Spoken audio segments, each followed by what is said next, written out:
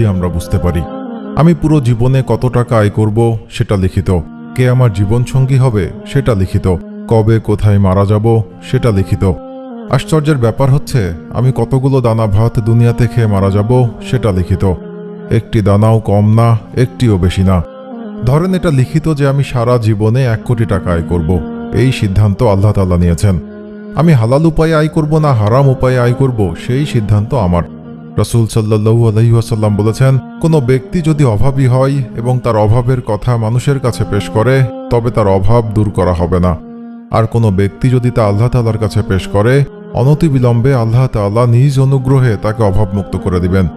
যদি ধৈর্য ধারণ করি, আল্লাহ তাআলার কাছে চাই, তাহলে হালাল উপায়ে ওই 1 কোটি টাকা আয় করেই আমি মারা যাব। হারাম উপায়ে হলেও ওই 1 কোটি, নাথিং মোর নাথিং লেস। আমি যেই ফলটি আজকে ঢাকায় বসে খাচ্ছি সেটা হয়তো ইতালি কিংবা থাইল্যান্ড থেকে ইম্পোর্ট করা। ওই গাছে যখন মুকুল হয়েছে তখনই এটা নির্ধারিত যে এটি আমার কাছে পৌঁছাবে।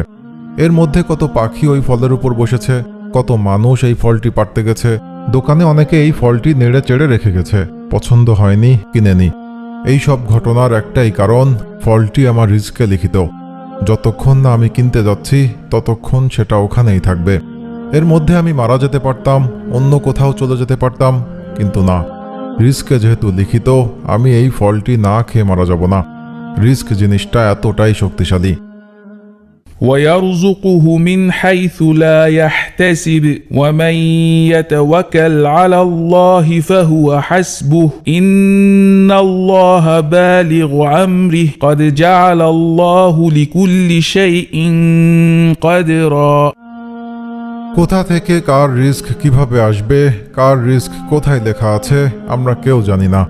ধরুন যেই আত্মীয় কিংবা বন্ধুবান্ধব আমার বাসায় আসছে, সে আসলে আমার খাবার খাচ্ছে না, এটা তারই রিস্ক। আল্লাহ তাআলা শুধুমাত্র আমার মাধ্যমে তার কাছে পৌঁছে দিচ্ছেন। কেউ আসলে আমরা কারোটা খাচ্ছি না, যে যার রিস্কের ভাগই খাচ্ছি। আমরা হালাল উপায়ে খাবো না হারাম উপায়ে খাবো সেটা আমাদেরই সিদ্ধান্ত। হতে পারে এর মধ্যে আমাদের জন্য মঙ্গল রয়েছে, আবার এটাও হতে পারে এর মাধ্যমেই আমাদের রিস্ক প্রশস্ত হবে। ধরুন আপনি দেশে শত চেষ্টাতেও কিছু করতে পারলেন না, এরপর একসময় বিদেশ গেলেন আর আপনার উপার্জন চালু হয়ে গেল।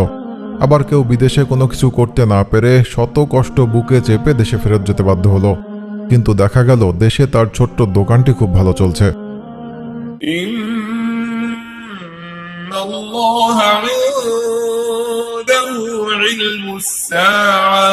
وينزل الغيث ويعلم ما في الأرحام وما تدري نفس